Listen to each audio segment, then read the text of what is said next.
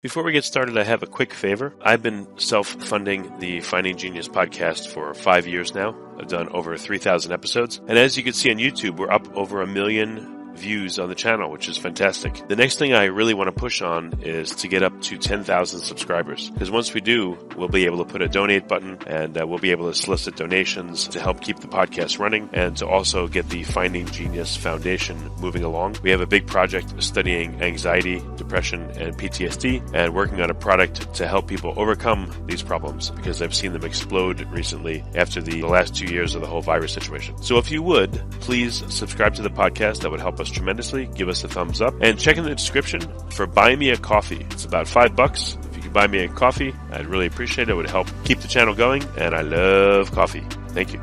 Forget frequently asked questions, common sense, common knowledge, or Google. How about advice from a real genius? 95% of people in any profession are good enough to be qualified and licensed. 5% go above and beyond. They become very good at what they do, but only 0.1% are real geniuses. Richard Jacobs has made it his life's mission to find them for you. He hunts down and interviews geniuses in every field: sleep science, cancer, stem cells, ketogenic diets, and more. Here come the geniuses. This is the Finding Genius Podcast with Richard Jacobs.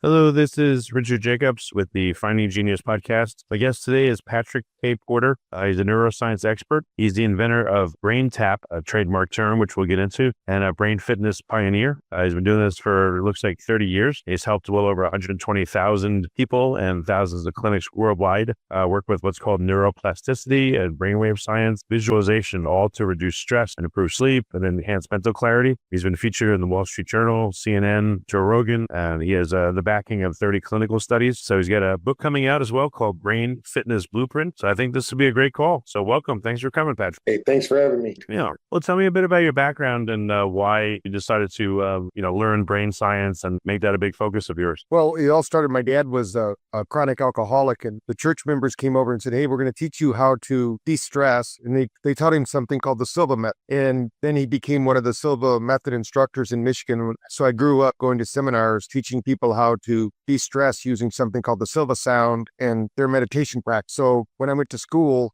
for electronics, and I'm always somebody who likes to invent things and create. So I thought, wow, if we can do it with sound, I wonder if we can do it with light. So I was with a group of 6 people, we invented the very first portable light and sound machine to help people to get out of stress and really to get out of pain. That's how we started, but it's evolved since then, since 1986. Huh. Okay. So I've heard of the Silva Method. Can you I know that's not what you're doing, but what did the Silva Method do and how did it work? Just for a brief sketch of it. Yeah. The Silva Method would help people. They call it going to level. So back then we didn't have neurofeedback. So a lot of people say, did you go to school for neurophysiology or neuropsychology? And I said, there was no neural anything back then. We had biofeedback. So what we would use is a GSR machine called galvanic skin response system. And you can measure brainwave activity through the resistance you have for blood flow in your finger. And so with this technique, you could teach people to go to what they called it level, because alpha is 10 hertz frequency. So think in terms, if you and I were sitting near the ocean, we'd start to relax naturally. We do that because every cell of your body has something called mirror neurons. And those mirror neurons are always listening to the environment. And back in 2003, when they said, hey, we mapped the human genome, they really didn't. They mapped 1% of the human genome, and they said 99% was junk. Well, in 2018, they finally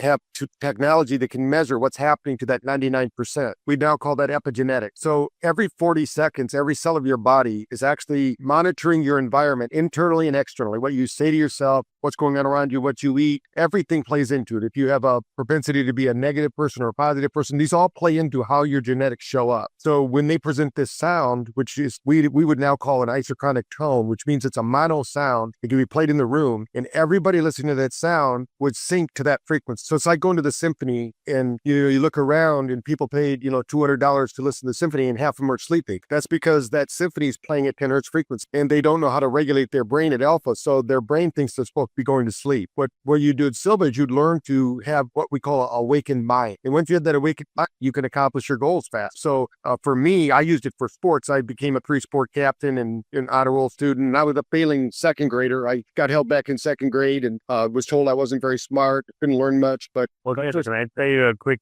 symphony story, if you don't mind? yeah, sure. I went to school at Case Western in Cleveland, and for the students, they had a raffle every week. You win free tickets to the Cleveland Symphony Orchestra. So I always would put in for it, and then I would usually take girls on a date there. But every time we went, the night before, I didn't sleep well for some reason, and I could not stay awake. So you're right. It would knock me out. Sometimes my date would fall asleep. Anyway, it just brought back up. Yeah, especially if you're like a student or you have high stress because you're in something called the sympathetic state. And most people have what we call neurological lock, and every cell has to respirate. So think of a cell like a lung. It's always breathing, but what it's breathing is light. Every cell is absorbing light energy into the mitochondria and then respirating that light out as codes to the body, telling the body what to do. And our body interacts with the sun. That's what we call the circadian rhythm. That's why every day at 2 o'clock, your temperature drops 2 degrees. Most people don't know that. They think they need coffee, tea, or chocolate. No, your body says, I need to recharge, but we don't recharge with food. We recharge with oxygen and light energy. And so with Silva, they would teach you to do this breathing technique, relax, of course, your eyes are closed. One of the listeners can practice is a really simple technique. When you sit in a chair with your feet flat on the floor, shoulders rolled back, roll your eyes up as if you're in the middle of a clock, but you roll your eyes up to as if you're looking at 10 o'clock. That 10 o'clock actually triggers your physiology to go into an alpha state because it's something we do every night when we go to sleep. We don't realize we roll our eyes back, but it's a trigger. And that trigger becomes, we would call an anchor or a trigger. And if you can maintain that state, your body will start to resonate. You'll have a vibration. Your body might feel light or heavy or tingling. And we would do it over a weekend. So imagine 40 people in a room and they're all doing this with this music playing in the background. People could get into some pretty deep states, but they wouldn't fall asleep. If they fell asleep, that was fine because at first maybe they needed to get rid of some of that stress, but we want them to stay awake while they're in a sleeping state. So I always tell people your mind's awake, but your body's asleep. That's the Silva method. And then when you're there, you can impress upon your subconscious what you want because most people are out there trying to control 5% of their life. 5% of what they can control. That's their conscious mind. And they spend all their time doing it when the changes need to happen in the subconscious. And the other quick question from what you said just a minute ago. So you talked about 2 p.m., being a temperature trough, people. What if, like they say cortisol will increase before you wake up and blah, blah, blah. What happens if you have 2 people? One's a lark. They get up 6 a.m. Let's say go to bed at 10. The other one's a real night owl. They go to bed at 1 a.m. and get up at 9. Will the time of day affect them differently because they've been awake for different time? No, it doesn't matter. The sun is beaming codes to us as well. At 2 o'clock every night at 2 a.m., your temperature increases 2 degrees. That's why people, if your nervous system isn't regulated, you'll wake up with sweat or you'll wake up around 2 o'clock and have to go to the bathroom. You wouldn't be trying to go to sleep at 2. It'd be harder to go to sleep. No. Well, you want to be in sync with the sun. So there is no such thing as a lark. Back in, what we have is we have people that they think that they are because they've trained their brain to do that. In Silva, they had a thing called sleep and wake control. So you can train your brain to get back in sync. If you're out of sync with the circadian rhythm, like there's a lot of studies that show people that work or stay up too late at night, you don't get as much melatonin made. You make more melatonin between 10 and 12 than you do the rest of the night. So if you don't get to by 10 o'clock or you get to bed after 12, your body is fighting against the system. So if you want to work with the system, think in terms of everything is resonating or in harmony or disharmony with everything else. So if we want our brain to work at its peak, we want to be in sync with the circadian rhythm. In ancient days, when we were by the fire, for instance, I'll give you an example. We would, after we're hunting and gathering or whatever we're doing, we get to the fire, we're stressed out. We don't even know if we're going to live tomorrow. So we're burning a fire. Well, we don't binge watch the fire. Once that fire is burned out, we go to bed. But what that fire is doing for us, it's actually emitting infrared light. And it's every fire flickers at 10 hertz frequency. So again, it's taking us into that alpha state, putting us into a sleep state. What's happened in our environment, because we have technology, we are being exposed to light. It's not just blue light. There's a lot of negative things about blue light, but if we didn't have blue light, we'd have a lot of depressed people out there in the world. We need blue light. We just don't need the negative blue light we get from screens. So what we have to do is we have to look and see how are we out of phase with our natural environment, because we would get up at sunrise, and at sunrise you should have the most cortisol, and then that cortisol trough will drop about 2 o'clock if you're in sync. Now if you also said norepinephrine, dopamine, and these are things we call it digital coffee because we can trigger that with a brainwave called SMR, sensory motor rhythm. And by stimulating that brainwave, we get the brain back in sync with the natural circadian rhythm of you. Everyone should be in sync with their environment. But, we travel more. I mean, back in the ancient days, if we went 5 miles, that'd be a big distance. Now we can get in an airplane and fly across the country,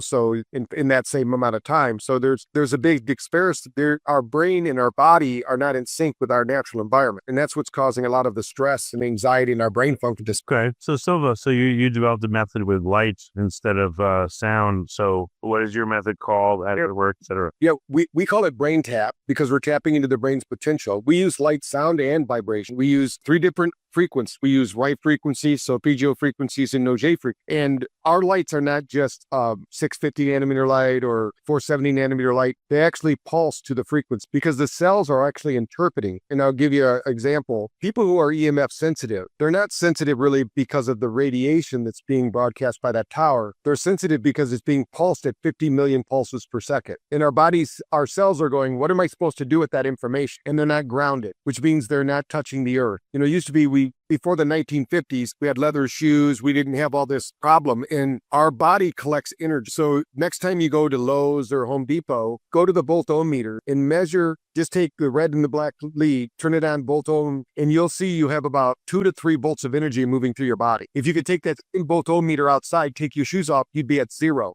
Our body should be at 0 point because that information, it's like driving through Texas and you have 2 different radio stations playing at the same time. Your cells aren't getting the right information. So we need to ground ourselves.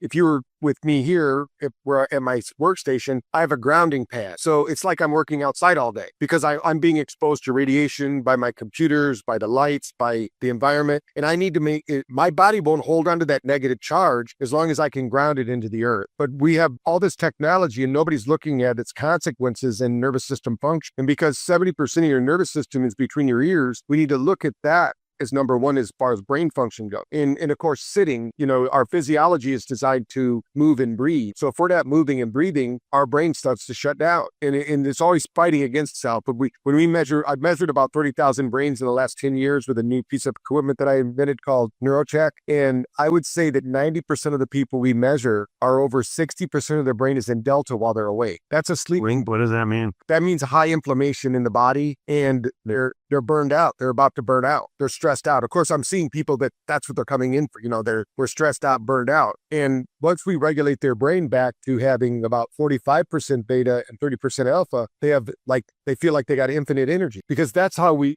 think of your beta brainwave is your reactionary brain. We need that to function, to drive a car, to make decisions, but we need our alpha brain to give us solutions like language and to problem solve and have our memory. So these two work together and all brainwaves are happening at the same time, but it's the balance of those brainwaves. We actually call it a symphony of brainwaves. So we train a symphony of brainwaves. We don't just train one brainwave. Like on YouTube, it's crazy. I see these people all the time going, I do binaural beats. I do 10 hertz frequency. I know that's ridiculous because they've never studied it in a lab. If you listen to the same track more than 3 times, your brain will treat it as wallpaper because your brain is a very good filter. And I'll use an example. If you have a friend or a family member that lives near a railroad track, an airport, or a dump where they smell things or they hear things, they can live there and you go and visit them. You go, how can you stand that? That train goes by all the time, or those airplanes fly overhead, or that smell of that dump. And they go, I don't smell it. I don't see it. I don't hear it. That's because the brain omits it because it's not a danger anymore. The default mode network says that's not important for me anymore. I'm going to omit it because in the spectrum of frequencies in the universe right now, if we could take your TV screen and if you could extend a line across the TV screen being all the frequencies in the known universe, we're not even a hair's breadth. We don't even perceive 1% of all the frequencies. We occupy that frequency, but all those other frequencies are here and they're all influencing us in one way or another. So what we're learning in science is that this has a really big effect on our nervous system. That's why when we do a lot of studies with psychedelics we're not the intervention, the psychedelics the intervention. What we're is the integration. And setting is so important because whatever environment you're in, your body will play out that role. And so if you can set the environment like they play beautiful music, they might burn incense or whatever they do. I'm not a psychedelic, but I help that gets you into the state. So now your brain is more receptive because you've turned on the parasympathetic parasympathetic system, and that's your creative brain. And now your creative brain can have those experiences. And what we found is if we can trigger that gamma, which we can do, you actually produce more GABA because each of these brain waves actually triggers a neurotransmitter. So if you want to have a DMT experience, I can show you how to do it with BrainTap. You don't have to do a psilocybin or DMT. You have DMT in every cell of your body. And it's not the DMT that's doing it anyway. It's your body's interaction with that chemical. So we can. So again, what are some of the things that you can do with BrainTap? Like what, Well, the main things like in sports, for instance, we have most of the heavyweight boxing champions use BrainTap. Both Super Bowl quarterbacks use BrainTap. Tom Brady's one of our biggest advocates. He used BrainTap for sports. We use it in schools all over the world. We have a study where we showed in Florida that within 6 weeks, we took everybody off the dementia scale because it's an energy equation. Every cell of your body is producing voltage. And as we age, that voltage goes down. But we can stimulate that voltage through light, sound, and vibration and increase your voltage in your brain. When you were born, your brain was 18.1 volts. But as we age, it goes down. So if it drops below 7, 6, or 5, you'll have occasional symptoms like dementia. But if it drops below 4, you're definitely going to have dementia. If it drops below 3, you're going to start having Alzheimer-like symptoms. If it drops below 2, you're going to have full-blown Alzheimer's. But your brain can learn to regulate that energy. And we've done studies with people over 90 years old and shown that we can increase their brain voltage in less than 5 weeks because the brain, every cell of your body wants light energy. The body wants the right light energy and it wants the right sound energy. So what we've done is our algorithm, we just call it BrainTap, but it's an algorithm that I've been working with since 1986. And we track it now we can track it with EEG. Before we were doing it through GSR, but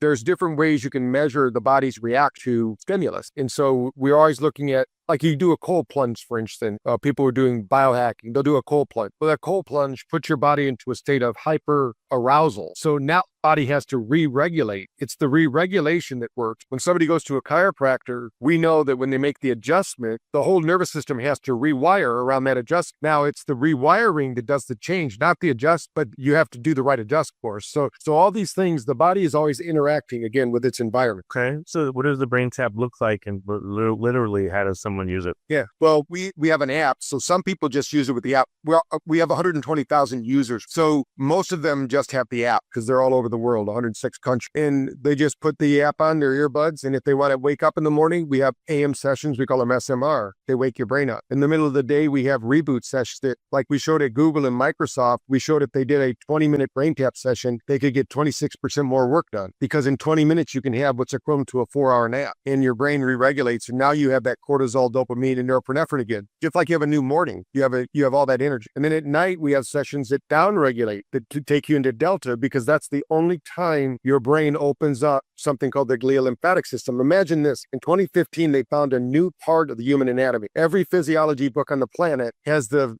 lymphatic system stopping at the neck, but not anymore because now you reach level 4 sleep, there's a part of your brain that actually activates that's not seen until you reach level 4 sleep. So what I always tell people is what else is dormant inside our human body? When you talk about awakening the genius or waking up genius potential, we have such genius within our body. We just need to activate it through the right code and through the right environment. Okay. So what will someone experience? Like what state will they be in where BrainTap will be useful to them? And what are they experience once they use it for X number of minutes or hours? Well, what we do is we're teaching the nervous system to regulate so that you can increase your baseline activity so you can have more peak performance moments. That's the main thing people get with BrainTap is better sleep. With a lot of the biohackers and things like that will do it because they'll measure their sleep with Oura rings and watches and things like this. And we usually find when we did our study with the coal miners in Australia, these guys were in bed 10 hours a day. So there's a myth out there about sleep. You need 8 hours of sleep. That's not true. You need 1 hour of deep sleep and 2 hours of REM sleep, and I can beat any sleep score. But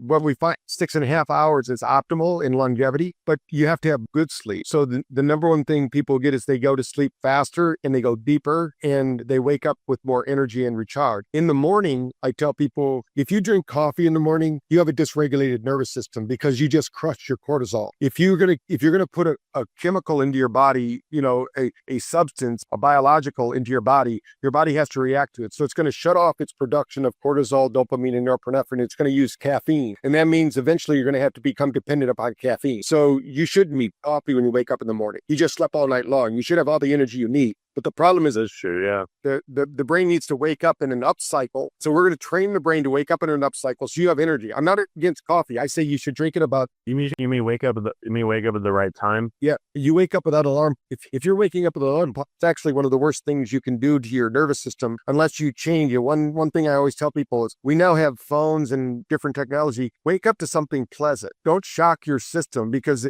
when you shock your system, your liver will dump 25 grams of sugar into the bloodstream right away. So it's like you had a candy bar before you got out of bed. Now there's a cascade of other things that happen there, but you're chasing that blood sugar all day long now. And so it dysregulates your whole system. So wake up to some beautiful music. But if you start doing this, you won't need an alarm clock.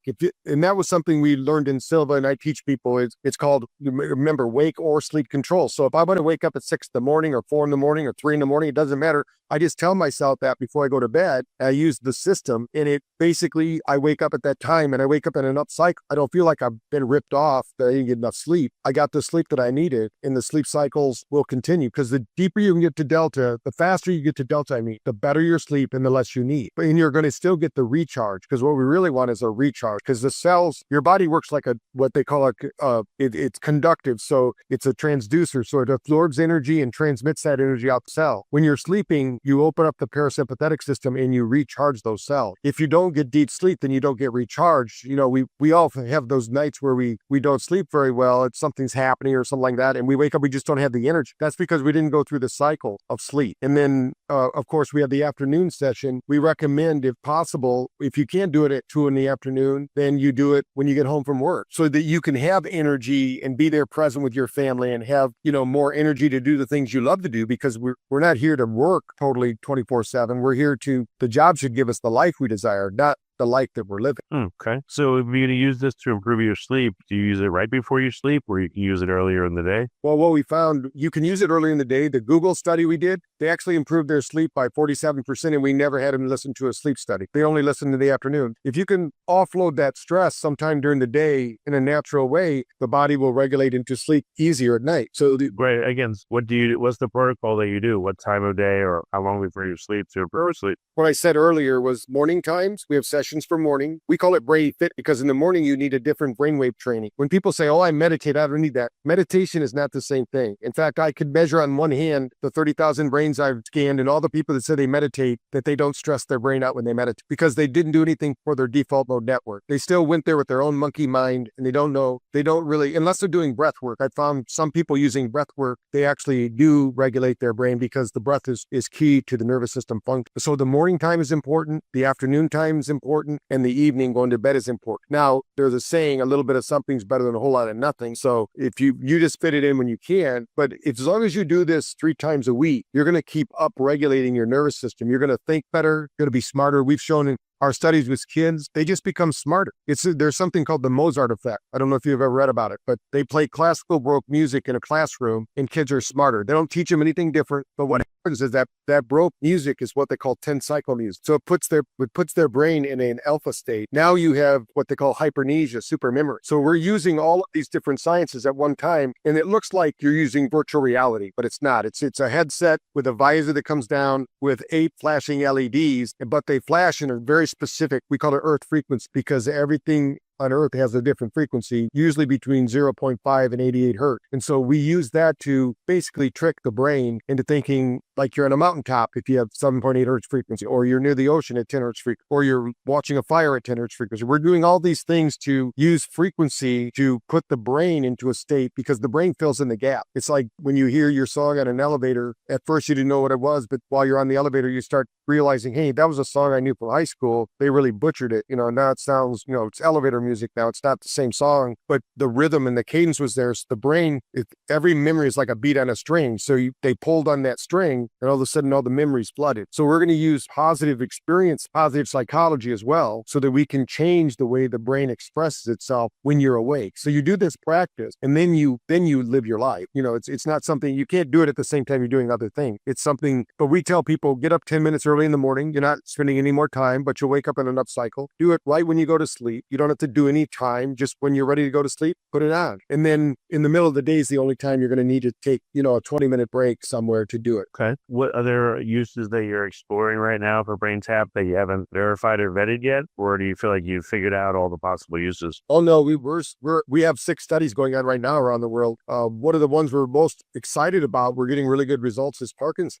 And what we're doing is we're showing we already did this with opioid, and I have a saying: you can't have the pill without the skill. So we took in the opioid study, and this is what we're proving with Parkinson, is that everybody in the study had to take opioids because they had a surgery. But our group, most people don't realize opioids were only approved for 4 weeks of use. So our study showed if they used BrainTap and opioids at the same time, could they get off of in 4 weeks? Every person in the study that used BrainTap did. Every person that did was still on them 6 months later because the brain became dependent upon the chemical instead of on its own brain function. So, and we're doing the same thing with Parkinson's. We're showing them they can use the Parkinson's medicine to get them quick results, kind of like GLP. That's the big thing right now. You can use GLP to lower your appetite, but now if you use BrainTap at the same time, you hardwire those new behaviors and attitudes into your brain, so it becomes easier for you when you have to get rid of it or you become dependent upon it, have to use it the rest of your life. Oh, could you use it without the, Ozempic and stuff like that to train your brain to eat less? Oh yeah, when I was featured in People magazine, this was back in 2006, we had sent them 1,000 people that lost half their weight and kept it off for more than 5 years because it's not really what you're eating. Now that's a byproduct of what's happening, but it's what's eating you. When I talk about the stress response, imagine that you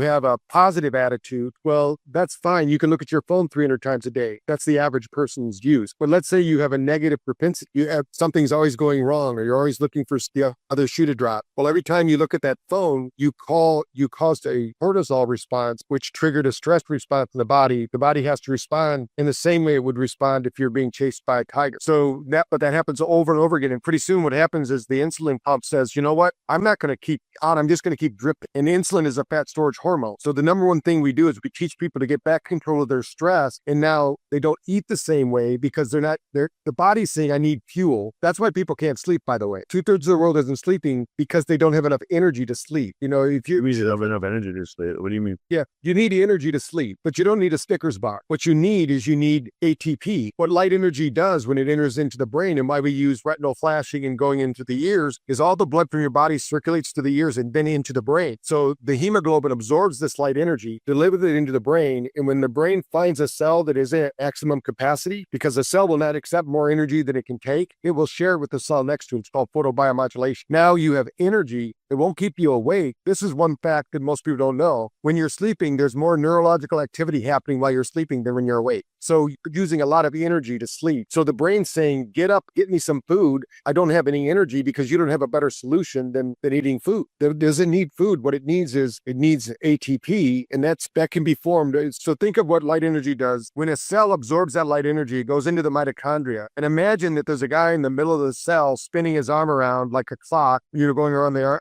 time of a clock. Every time it comes around to 12, it spits out one ATP molecule. What they've shown in the science is that if you use the right frequencies of light, every time it spins around, it spits out 32 of those. So if you had a Tesla and it took you 32 minutes to fill it, if you had a Tesla station like this, you could fill it in 1 minute. That's what we're doing for the brain. We're giving the brain energy. Now, all that energy goes down the spine, which is known as the keyboard to the brain. Then it goes out to the limbs. So it's actually feeding energy throughout the whole body, but it's coming from the control center, the brain, out to the physiology that causes your psychology to either be positive or negative, because your physiology will affect your psychology. Okay, very good. Where can people get the BrainTap? They can actually go get 14-day trial over at braintap.com. They can go there, try it for themselves. If they don't like it, just cancel within the 14 days. You won't be charged. And you can do it with the app. I mean, that's a good way to start. And 90% of people that do that will start sleeping better at night. So you don't need equipment, just literally just the app will do it. Yep. They just go there, sign up for the free trial, download the app and use it for 13 days. If you don't like it, just cancel it. We have a 70% conversion when people do that. So if people will do that and really use it, there's a 21 days quick start guide. Just do the first 13 days. Magic will happen for you because you have an innate intelligence. It knows what to do. We just have to give it the energy to do it. So what is I don't know, what's some feedback that really made you happy from customers or that surprised you? The one feedback I like was we had an autism study where when we got the kids up to 23% alpha, because in autism, they don't have alpha brainwave, 90% of those kids started speaking with no speech pathology. Oh, wow. And